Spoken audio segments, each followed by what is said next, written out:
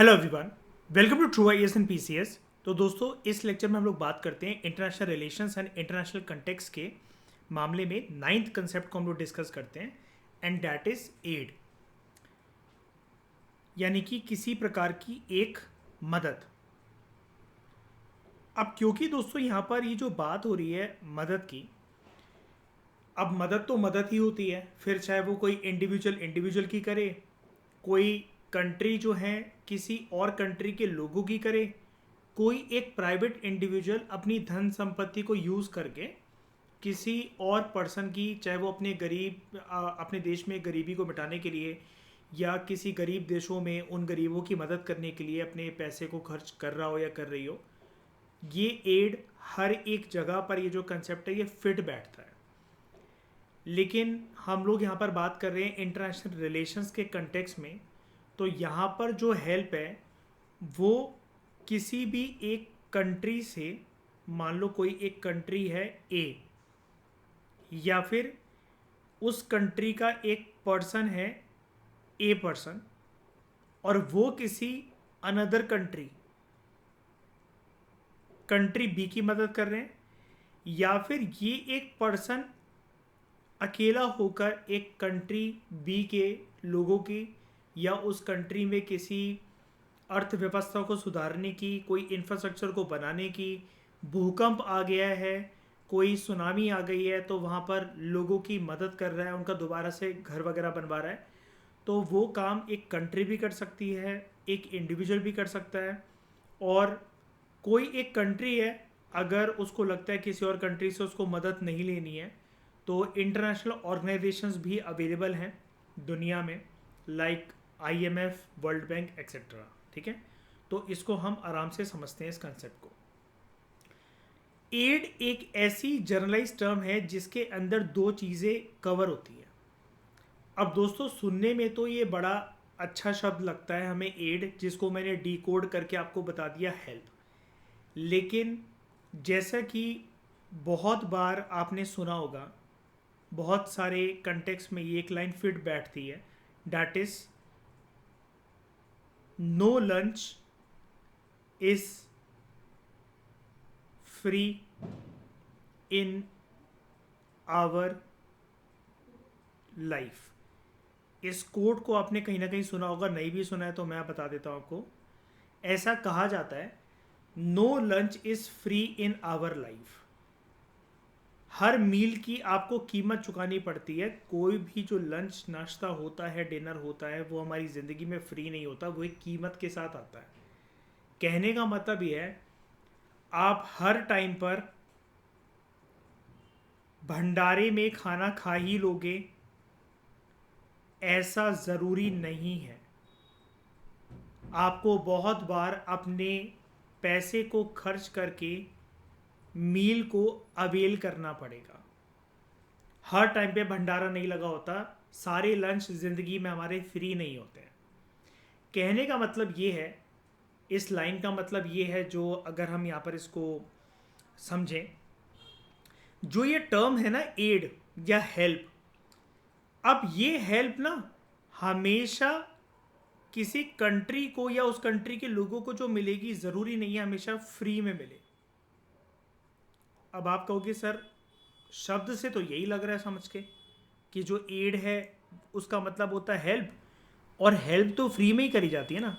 नहीं, आईआर के कंटेक्स्ट में सारी हेल्प फ्री में नहीं करी जाती है। कभी कभार अगर किसी एक कंट्री ने या इंटरनेशनल ऑर्गेनाइजेशन ने अगर आपकी हेल्प करी है, ये हेल्प जा रही है जा रही है जा रही है, लेकिन इस रास्ते पर कुछ टर्म्स एंड कंडीशंस एप्लीकेबल हैं, जिनके तहत जो भी एक कंट्री इस कंट्री ए की हेल्प को सीख कर रही थी कंट्री बी, ठीक है, तो यहाँ पर टर्म्स एंड कंडीशंस ये एप्लीकेबल होंगी कि जब कंट्री बी का काम हो जाएगा तो उनको कंट्री ए को वो चीज़, हो सकता है जो भी उन्होंने हेल्प ली हो, वो वापस करनी पड़ जाए। और वापस क्या चीज़ करनी पड़ सकती है? Obviously the amount which has been taken by country B from country A. कहने का मतलब ये है, साफ शब्दों में बात करते हैं बिना घुमा फिरा कर, एड एक ऐसी जनरलाइज टर्म होती है जिसके अंदर दोनों चीज़ें कवर होती हैं। ये चीज़ आपको याद रखनी है, प्लीज़ इसको याद रखना। इसके अंदर ग्रांट्स भी आते हैं और लोन्स भी आते हैं। अब ग्रांट क्या होता है? ग्रांट एक ऐसी चीज़ होती है कि जब आप किसी की हेल्प करते हो, किसी कंट्री की हेल्प करते हो, हम यहाँ पर बात कर लेते हैं फिलहाल मॉनेटरी टर्म्स में, लेकिन सारी हेल्प पैसों वाली नहीं होती है, लेकिन हम एग्जांपल के लिए मान लेते हैं मॉनेटरी टर्म्स में कोई एक कंट्री ए किसी भी country B C D E F की मदद कर रही है, तो ये जो हेल्प है ना, ये हेल्प ये सोचकर नहीं कर रही है कि हमें कल को वो कंट्री वापस करेगी, ब्याज के साथ ये पैसा हमें वापस देगी। जनरली यहाँ पर कंट्री ए की एक्सपेक्टेशन ये है कि दे आर not expecting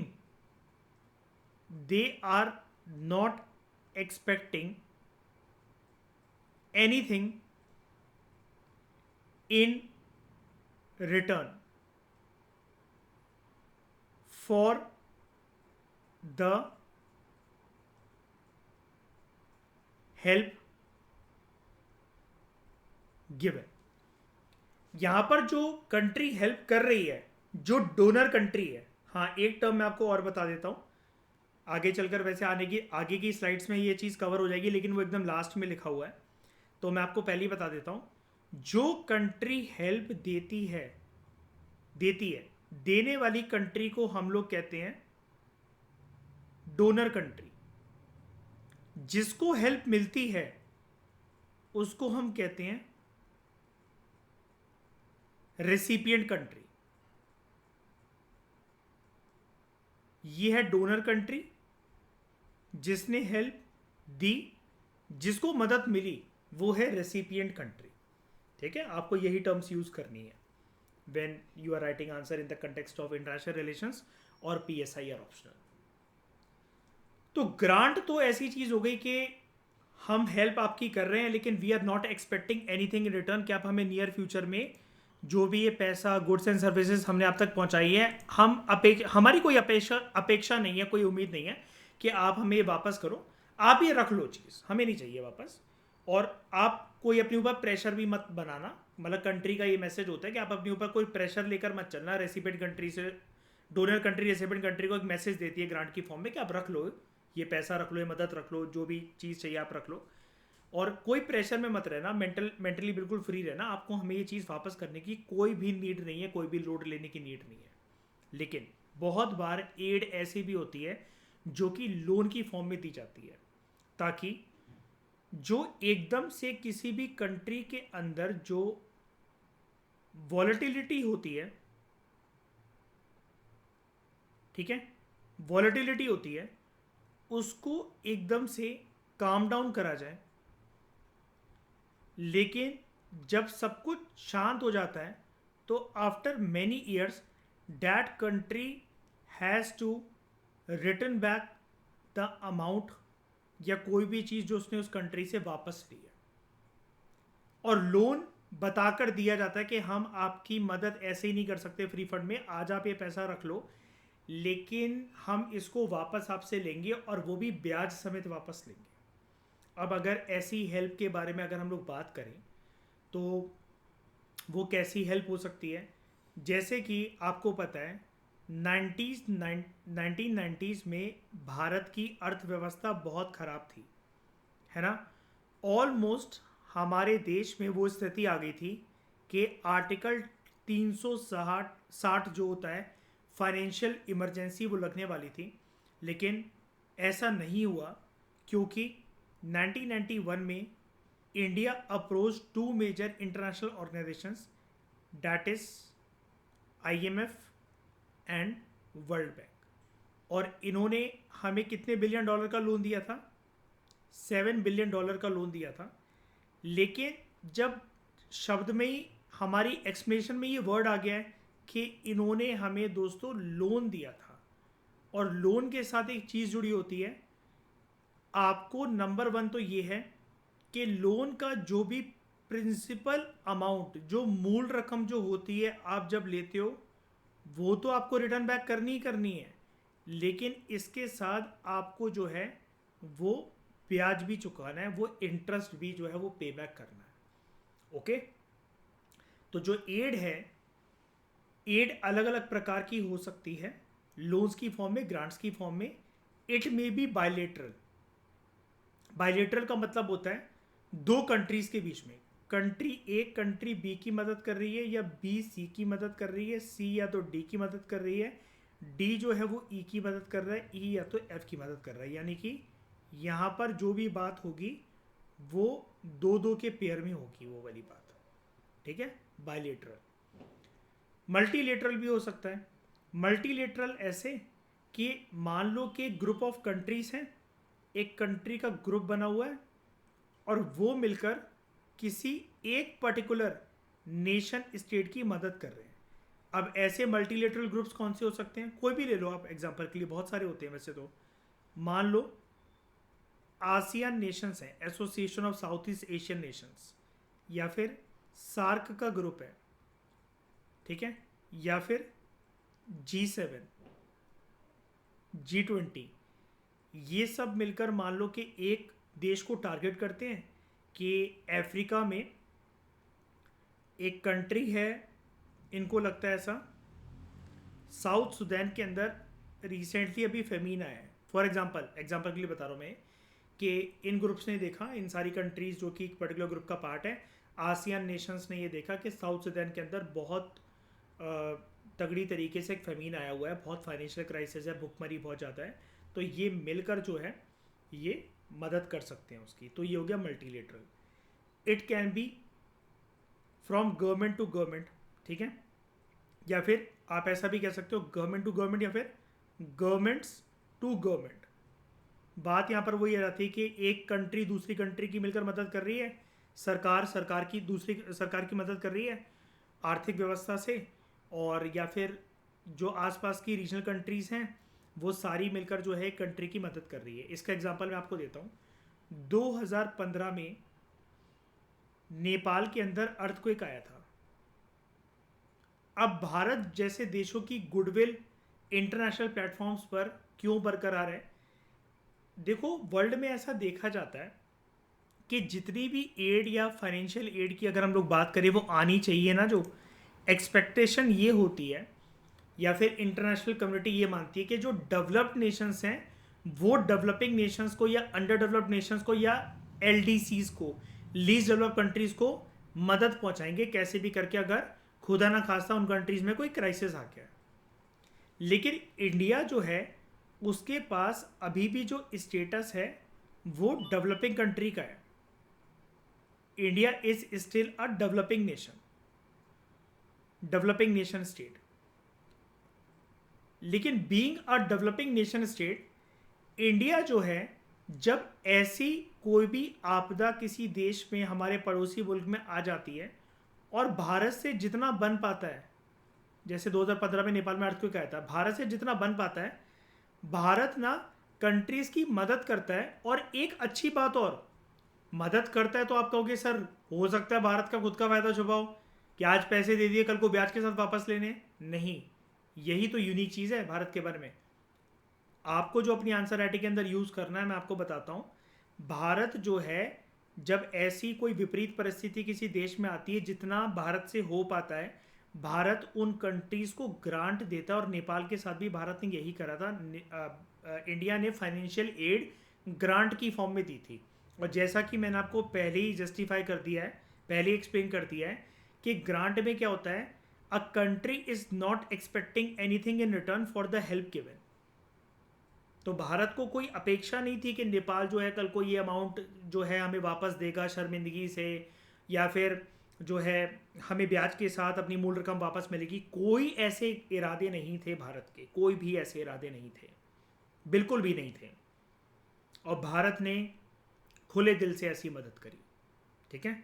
तो ये एक डेवलपिंग नेशन स्टेट की, इंडिया जो है एक डेवलपिंग नेशन स्टेट है, उसकी ये एक गुडविल है जो कि इंटरनेशनल कम्युनिटी, इंटरनेशनल प्लेटफॉर्म्स और हमारी रीजनल स्टेट्स जो है हमारी इस चीज़ के लिए बहुत इज्जत करते हैं, ठीक है। और प्राइवेट भी हो सकती है एड, ठीक है, प्राइवेट एड भी हो सकती है। प्राइवेट एड कैसे? जैसे मान लो कोई भी एक पर्सन है, आप इलॉन मस्क को मान लो। इलॉन मस्क जो है, वैसे तो ये डोनेशन बहुत ही कम करते हैं, लेकिन इलॉन मस्क एक तरीके से अफ्रीकन नेशंस में जाकर, जहाँ पर गरीबी बहुत ज़्यादा है, वहाँ पर पॉवर्टी को एलिवेट करने के लिए अपना कुछ योगदान दे रहे हैं। वो भी एक प्रकार से मदद हो सकती है। और बात करेंगे अभी हम थोड़ी देर में डिटेल में एड के बारे में। तो बेसिकली एड में क्या होता है, यहाँ पर ऐसा माना जाता है, पैसों की बात तो चलो हो ही गई, लेकिन इसके अलावा ऐसा माना जाता है, basically it refers to transfer of goods and services between international actors, यानी कि between countries on a concessional basis.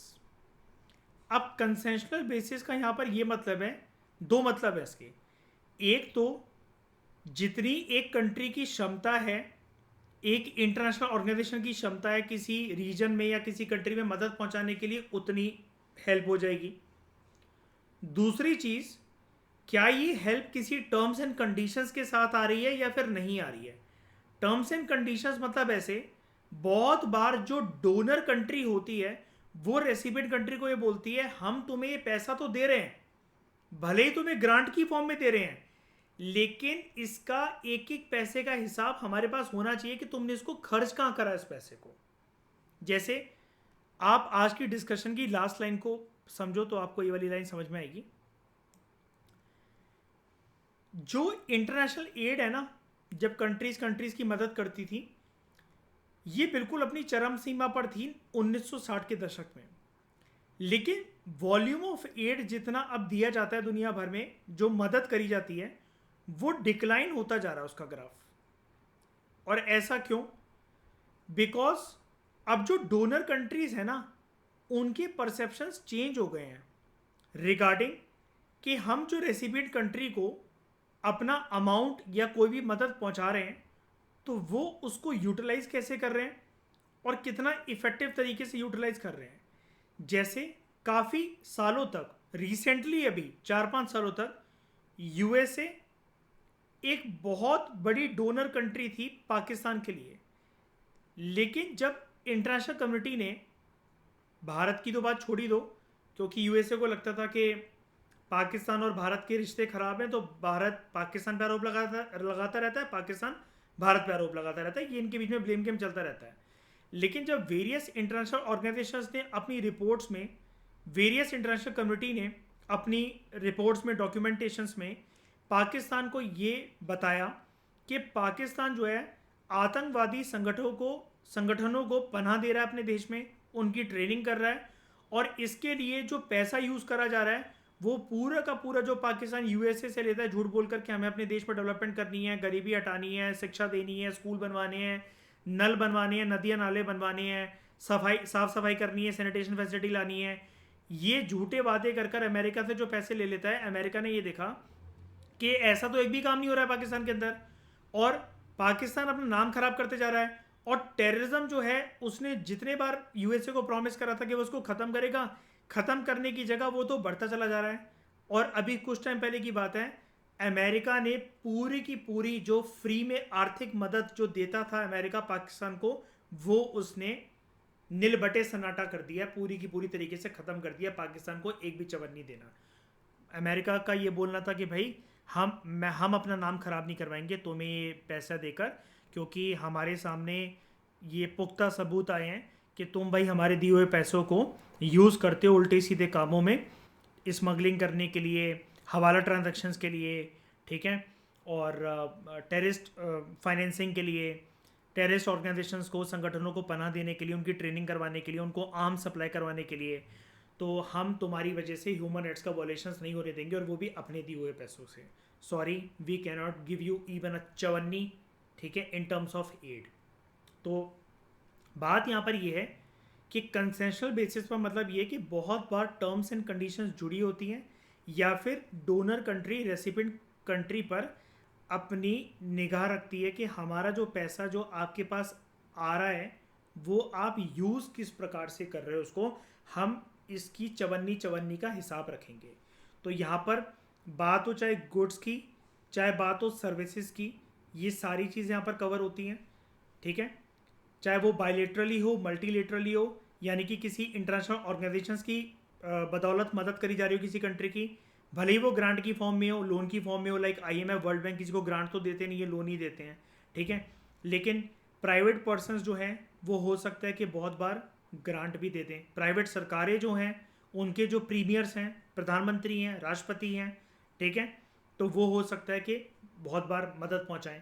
ठीक है, अब सवाल एक ये भी उठता है कि सर यहाँ पर हम जो एड वर्ड है और जहाँ पर क्योंकि सर्विस वर्ड आ गया, तो क्या हम इसको जो मेडिकल सर्विसेज होती हैं, अगर कोई कंट्री एक कंट्री को मेडिकल सर्विसेज दे रही है तो क्या हम उसको एड बोल सकते हैं? जी हाँ, आप बिल्कुल बोल सकते हो। ठीक है, अगर आप किसी कंट्री तक मेडिकल एड अगर पहुंचा रहे हो, ठीक है, अगेन बात यहाँ पर यही आ जाती है, जब मैं एड वर्ड बोलता हूँ, अब आप अपने दिमाग से तो आज के बाद निकाल ही देना कि हर मदद फ्री होती है। जैसा कि मैंने आपको बताया, no lunch is free in life. कुछ आपको भंडारों में खाना खाने के लिए मिलेगा, लेकिन बहुत बार आपको खाने के लिए पैसे देने पड़ेंगे। सिमिलरली एड भी ऐसी चीज़ होती है। अगर मैं यहाँ पर आपको एक टर्म बोल रहा हूँ मेडिकल एड, दिमाग में निकाल दो कि हमेशा मेडिकल एड फ्री होती है। हो सकता है कि जिस टाइम पर किसी कंट्री में महामारी छाई हुई हो, कोई बीमारी हो, कोई अकाल छाया हो, या फिर किसी एक प्लेग की वजह से, किसी एक फ्लू की वजह से, किसी वायरस की वजह से लोग मर रहे हो, तो बाहर के देश हो सकता है उस कंट्री में मदद पहुंचा दें, मेडिकल फैसिलिटीज़ पहुंचाते हैं। वो फ्री में भी हो सकता है और वो ऐसा भी हो सकता है इन टर्म्स एंड कंडीशंस पर हो सकता है कि आज नहीं, कल नहीं, 5 साल बाद नहीं, 10 साल बाद नहीं, इतने इतने सालों में, 20, 25, 50 सालों में आप हमें ये वाला पैसा जो आज हमने आपकी मदद करी थी, इस साल हमने आपकी मदद करी थी, ये पैसा हमें वापस पहुंचाना। लेकिन बहुत बार वो काम जैसे फ्री में भी होता है, बहुत कम पैसे देकर भी हो, मतलब यहाँ पर मैं पैसे देकर 2 नंबर के पैसे की बात नहीं कर रहा हूँ, खरीद कर मैं बात कर रहा हूँ।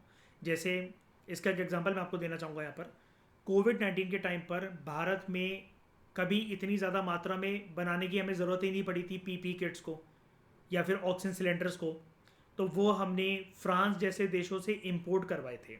ठीक है, कुछ मदद वेस्टर्न कंट्रीज़ ने हमारी फ्री में करी थी, लेकिन जब हमारे यहाँ डिमांड बढ़ गई थी इन सारी मेडिकल इक्विपमेंट्स की, उनके देशों में भी उनको ज़रूरत थी, तो फिर बहुत बार भारत ने जो है पैसे देकर भी ये सारे मेडिकल इक्विपमेंट्स जो है वो खरीदे थे। ठीक है, मेडिकल डिवाइसेस और ये मेडिकल सर्विसेज खरीदी थी। ठीक है, क्लियर हुआ यहाँ तक? बताओ, एड वर्ड समझ में आया? ठीक है, आगे बात करते हैं, कुछ और चीज़ें जानते हैं इसके बारे में। अब एड जो है, जो मदद है, वो किन किन पर्पसेस के लिए दी जा सकती है एक कंट्री या फिर एक इंटरनेशनल ऑर्गेनाइजेशंस के द्वारा किसी और कंट्री, किसी और कंट्रीज़ को। ठीक है, उसका पर्पस क्या हो सकता है कि इसका पर्पस हो ह्यूमैनिटेरियन ग्राउंड्स। ठीक है, जैसे मान लो कि वर्ल्ड फूड प्रोग्राम जो है और यूएसए का पर्सनली एक यूएस एड प्रोग्राम चलता है। यूएस एड प्रोग्राम पता है किसकी तरह है? आपको याद है भारत को जब अनाज की ज़रूरत थी, हम इकोनॉमिक्स की किताबों में पढ़ते हैं, तो पीएल कौन सा प्रोग्राम था, जल्दी बताओ? पीएल 480 प्रोग्राम है ना। उसके तहत यूएसए भारत को अनाज भेजा करता था। मेरा सवाल आपसे ये है कि क्या ये फ्री था या पेड था? बताओ। अमेरिका हमसे इसके पैसे लेता था।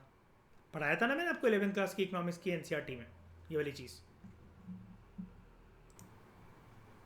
तो ह्यूमैनिटेरियन रीजंस पे दिया जा सकता है, लेकिन जैसा कि मैं आपको बोल रहा हूँ, अपने दिमाग से फ्री फ्री फ्री ये टर्म निकाल दो, ये कंसेप्ट निकाल दो। ठीक है, तो यूएस एड जो है, यूएसए का एक प्रोग्राम है जिसके तहत अमेरिका जो है वो गरीब देशों में गरीबी को ख़त्म करने के लिए, न्यूट्रिशन स्टेटस को बढ़ाने के लिए बहुत सारा सामान भिजवाता है। इवन बिस्किट्स तक बनते हैं इसके। वर्ल्ड फूड प्रोग्राम जो है अपने डब्बे भिजवाता है। अमेरिका अनाज की बोरियां भिजवा रहा है यूएस एड प्रोग्राम के अंतर्गत। जो वर्ल्ड फूड प्रोग्राम है वो उसके तहत जो है राशन की बोरियां वगैरह, दोनों के प्रोग्राम वैसे सेम ही हैं, लेकिन यहाँ पर ह्यूमैनिटेरियन ग्राउंड्स को हम समझ रहे हैं। यहाँ पर ह्यूमैनिटेरियन ग्राउंड्स मतलब कैसे, इस प्रकार की पॉवर्टी को ख़त्म करने के लिए, ठीक है।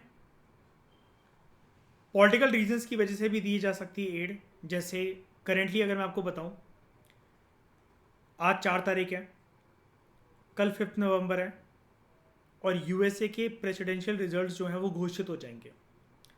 वर्ल्ड का सबसे रिचेस्ट पर्सन इलॉन मस्क, ठीक है, वो एक्स यूएसए के जो प्रेसिडेंट थे, जो फिर से अभी इस बार उम्मीदवार हैं प्रेसिडेंशियल रेस में अगेंस्ट मिसेस कमला हैरिस, तो ये उनको पूरी की पूरी फंडिंग जो है वो पहुंचा रहे हैं, ठीक है।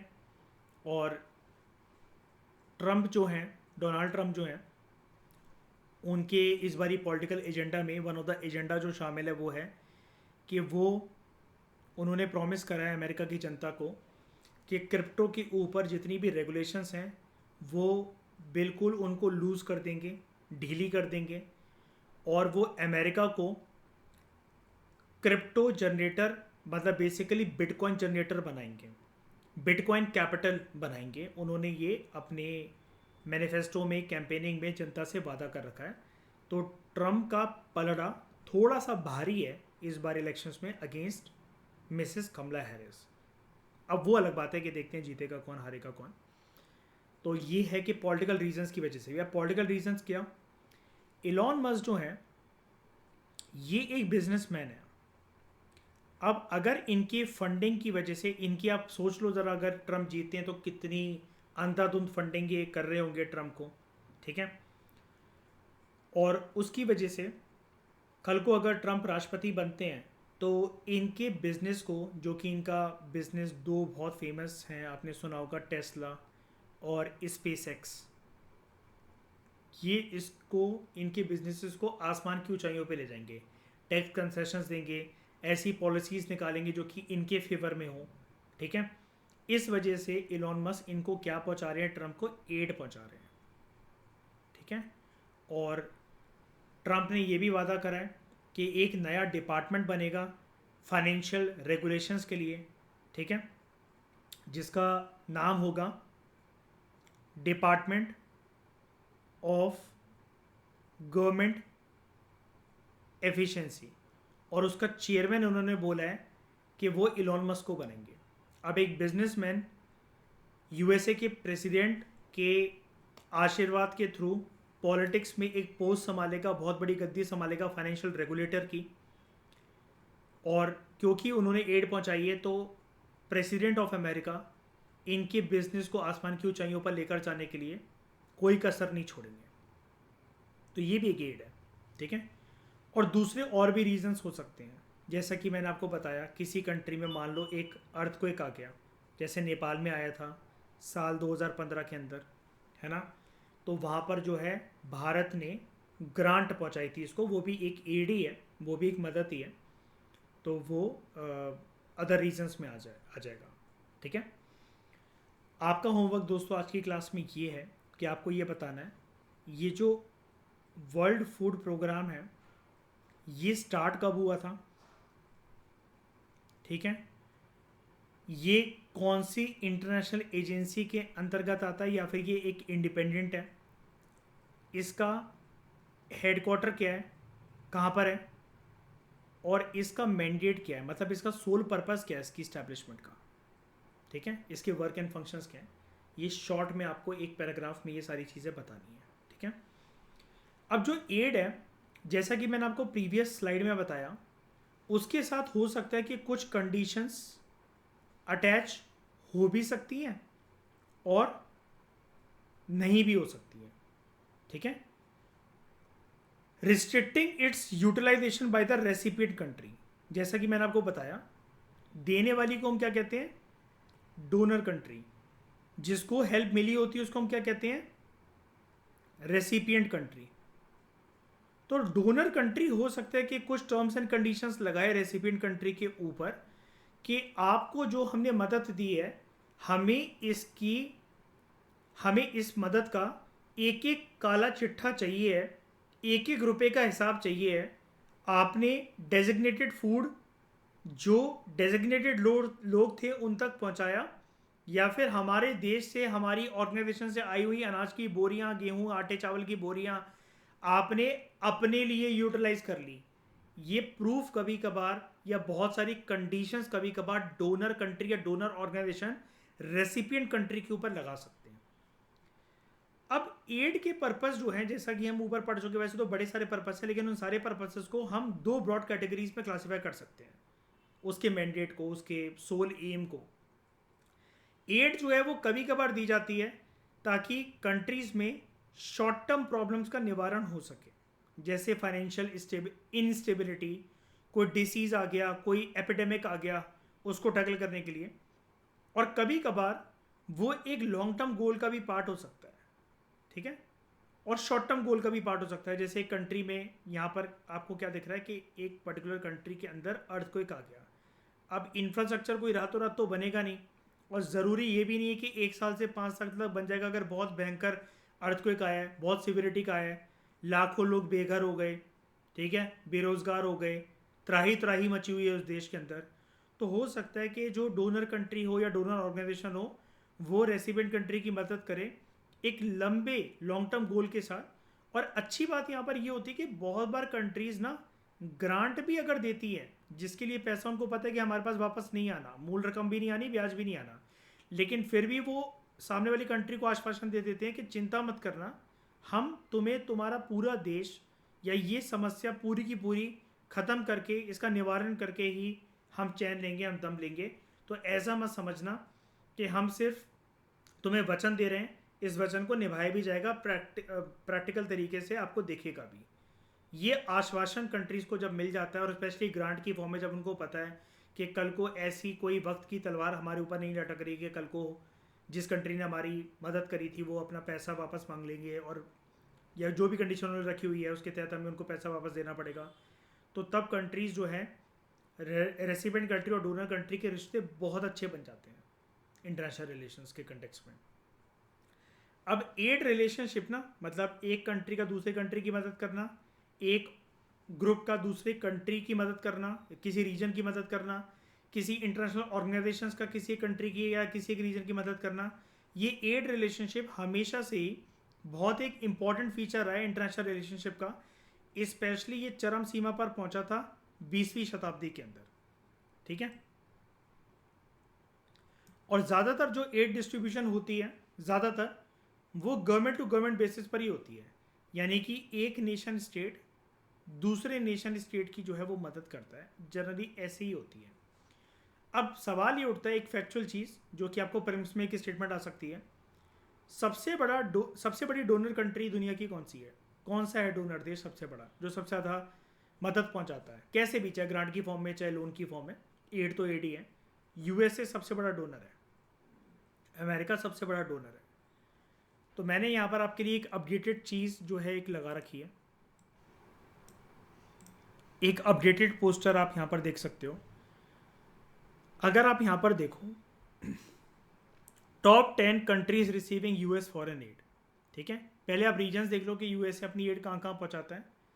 Regions: Europe and Eurasia, Middle East and North Africa, South and Central Asia, और सब सारन अफ्रीका। तो यानी कि यूएसए का डेजिग्नेटेड पर्पस यही है कि या तो डेवलपमेंटल इश्यूज़ को टैकल करवाना, या फिर जो पॉवर्टी रिलेटेड इश्यूज़ हैं उनको टैकल करवाना इन रीजन्स में। तो सबसे ज़्यादा मदद अभी तक किसको मिलती हुई आई है यूएसए के थ्रू? वो है यूक्रेन, 11.2 बिलियन डॉलर, ठीक है। Israel 3.3 billion dollar, Afghanistan 1.9 billion dollar, Ethiopia 1.7 billion dollar, Egypt 1.4 billion dollar, Yemen 1.3 billion dollar, Jordan 1.1 billion dollar, south Sudan 976 million dollar, Nigeria 974 million dollar, Syria 842 million dollar. अब आप मुझसे पूछोगे sir ये million dollar वगैरह या सब कुछ 10 के 10 का नाम याद रखना ज़रूरी है क्या? Answer is no. बस एक बारी वो पोस्टर में, क्योंकि मेरे को ऐसा मिला यहाँ पर गिवन है, इसलिए मैंने आपको एक बारी बता दिया। आपके लिए बस बात इतनी सी है, एक तो आप ये रीजन्स याद रखना कि अमेरिका अपनी एड कहाँ कहाँ देता है, ठीक है। अब ये लार्जेस्ट ये जो अभी यूक्रेन है ना रेसिपिएंट कंट्री, अमेरिका की एड को पाने वाली, अमेरिका की एड को, यहाँ पर सिर्फ अमेरिका स्पेसिफिक बात हो रही है। आपको इसको भी याद रखने की जरूरत नहीं, क्योंकि जब तक आप एग्जाम में बैठोगे तो क्या पता ये नंबर चेंज हो जाए, तो उस टाइम पर जो भी आप करंट अफेयर की कंपाइलेशन करोगे वहाँ पर लेटेस्ट चीज़ को पकड़ लेना। लेकिन जो चीज़ अभी तक काफ़ी सालों से स्टैटिक है वो ये है जो कि आपको याद रखनी चाहिए, यूएस जो है वो सबसे बड़ी डोनर कंट्री है, ठीक है। अब क्या हुआ था, आपको जैसा कि पता है पहला विश्व युद्ध जो है वो यूरोप की धरती पर लड़ा गया था, दूसरा विश्व युद्ध जो है वो यूरोप की धरती पर लड़ा गया था, इवन कोल्ड वॉर जो है वो यूरोप की धरती पर लड़ा गया था। अब यूरोप में डेवलपमेंट जो है ऐसे युद्धों के बाद काफ़ी कदम पीछे चली जाती है। तो अमेरिका ने एक बारी एक प्रोग्राम चलाया था जिसका नाम था यूरोपियन रिकवरी प्रोग्राम, ठीक है। यूरोपियन देशों को अपनी तरफ अट्रैक्ट करने के लिए, ताकि वो रशिया यूएसएसआर वाले ग्रुप की तरफ ओरिएंटेड ना हो जाए, क्योंकि कोल्ड वॉर चल रहा था उस टाइम पर। तो इससे बहुत सक्सेस मिली थी अमेरिका को, और उसी वजह से अमेरिका इस ऑर्गेनाइजेशन का गठन कर पाया था जिसको आज हम बोलते हैं यूरोपियन यूनियन।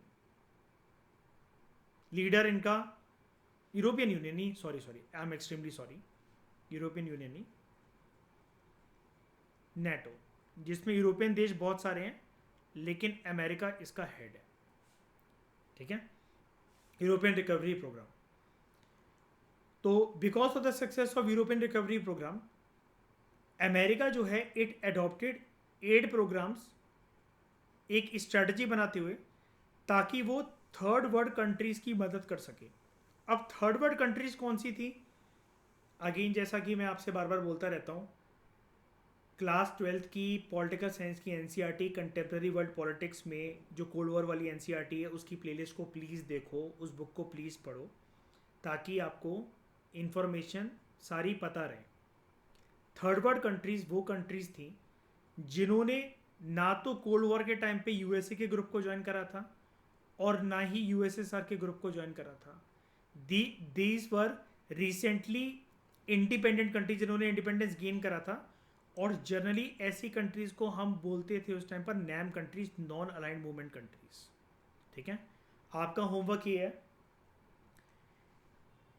आप कमेंट बॉक्स में ये बताओगे कि 5 फाउंडिंग कंट्रीज कौन सी है नैम की, और हर कंट्री के साथ एसोसिएटेड नैम का फाउंडिंग फादर कौन है। 5 कंट्रीज, उनके 5 लीडर्स के नाम आपको बताने हैं, जो कि क्लास 12th की एनसीईआरटी की इंफॉर्मेशन है, ठीक है। तो थर्ड वर्ल्ड को अपनी तरफ अट्रैक्ट करने के लिए, ठीक है, अमेरिका की रणनीति है कि अमेरिका की रणनीति रही है, और 1960 के दशक में तो ये रणनीति अमेरिका की चरम सीमा पर थी। एड प्रोग्राम के तहत उसने रणनीति चलाई थी थर्ड वर्ल्ड कंट्रीज को अपने ग्रुप में अट्रैक्ट करने के लिए। और अमेरिका के 3 ग्रुप थे कोल्ड वॉर के टाइम पर, आपको पता होगा, नेटो, सीएटो और सेंटो। फुल फॉर्म क्या है इनकी, North Atlantic Treaty Organization. SEATO की South East Asian Treaty Organization. CENTO की, सेंटो में जो CEN है ना वो है सेंट्रल, और TOS है ट्रीटी ऑर्गेनाइजेशन, यानी कि North Atlantic Treaty Organisation, South East Asian Treaty Organisation, और सेंटो है सेंट्रल ट्रीटी ऑर्गेनाइजेशन। इसके अपेक्षा में जो यूएसएसआर ने जो ग्रुप बनाया था उसका क्या नाम था, उसका नाम था वॉर्सो पैक्ट। वॉर्सो पैक्ट कब बना था, 1955। नेटो कब बना था, 1949। और लास्ट लाइन जैसा कि मैंने आपको पहले ही बता दी थी, 1960s तक तो बहुत चलता था ये पूरी दुनिया में, सिर्फ यूएसए के द्वारा नहीं, लेकिन ये जो एड प्रोग्राम से या वॉल्यूम ऑफ एड जितनी जो चलती थी वो तो अपनी चरम सीमा पर थी। लेकिन तब से ये डिक्लाइनिंग मोड पर आ गई, क्योंकि परसेप्शन चेंज हो गए डोनर कंट्री के रेसिपिएंट कंट्री के प्रति। जैसे पाकिस्तान की मैंने आपको पूरी कहानी बताई कि जो डोनर कंट्री, जो रिसिपिएंट कंट्री हैं, वो हमारे फंड्स को यूटिलाइज किस प्रकार से कर रही हैं और कितने इफेक्टिव तरीके से यूटिलाइज कर रही है। ऐसा तो नहीं कि जो उन्होंने रश में हड़कंप में हमसे पैसा मांगा था, जल्दी दे दो जल्दी दे दो जल्दी दे दो, और उस फंड को वो धीरे धीरे धीरे धीरे करते करते कछुए की चाल से इस्तेमाल कर रही है। ज़रूरत उन्होंने ऐसी दिखाई थी कि जैसे अगर 1 महीने के अंदर अंदर अगर उनको फंड ना मिले या मदद ना मिले तो वो बर्बाद हो जाएंगी, लेकिन इस फंड को यूज़ करने में हो सकता है कि उन्होंने 12 से 15 साल लगा दिए हो। तो ये होता है इफेक्टिवनेस। और इफेक्टिवनेस का दूसरा मतलब ये भी होता है, जिस डेजिग्नेटेड पर्पस के लिए फंड मांगे गए थे या जो मदद मांगी गई थी वो उसी की तरफ फंड या गुड एंड सर्विस ओरिएंट हुआ है कि नहीं हुआ, या फिर जो रेसिपेंट कंट्री है उसके मंत्री लोग चाट गए, उस मदद को खा गए विदाउट जो जनता तक पहुंचना चाहिए थी वो मदद, और नहीं पहुंची। ठीक है, क्लियर हुआ? इतना समझ में आया? ठकुराइन, ईशा, निर्भैर, क्लियर है? ठीक है, तो दोस्तों आप हमारी यूपीएससी एंड स्टेट पीएससी के कॉम्प्रिहेंसिव फाउंडेशन कोर्स को अगर ज्वाइन करना चाहते हो तो आप कमेंट बॉक्स में क्वेरी पूछ सकते हो। ठीक है, we have a dedicated foundation course जहाँ पर आपकी प्रीलिम्स एंड मेंस की तैयारी करवाई जाती है। We also have a dedicated foundation course for the optionals like law, PSIR, history, ठीक है, एंड साइकोलॉजी। और अगर आपको इन PDFs जो है ये अगर अवेल करनी है तो for one particular chapter you need to pay 21 rupees, और पेमेंट करके स्क्रीनशॉट जो है वो आप इस नंबर पे भेज दीजिएगा। हमारी टीम डायरेक्टली आपको ये PPT जो है वो फॉरवर्ड कर देंगी। ठीक है, और इसके अलावा अगर आपको कोई भी डाउट है, कोई क्वेरी आती है प्रिपरेशन रिलेटेड, कोई भी दिक्कत है, पर्सनल लाइफ में कोई क्राइसिस है, प्रिपरेशन नहीं हो पा रही है, स्ट्रैटेजी चाहिए, कुछ भी चाहिए, this is my personal number, you can contact me any time. ठीक है, जैसे ही मैं फ्री होऊंगा I will reply to you as soon as possible. ठीक है, तो ख्याल रखो अपना, प्रिपरेशन करते रहो, मेडिटेशन करते रहो और एनर्जेटिक रहो। मिलते हैं नेक्स्ट लेक्चर के अंदर। Thank you very much for discussion.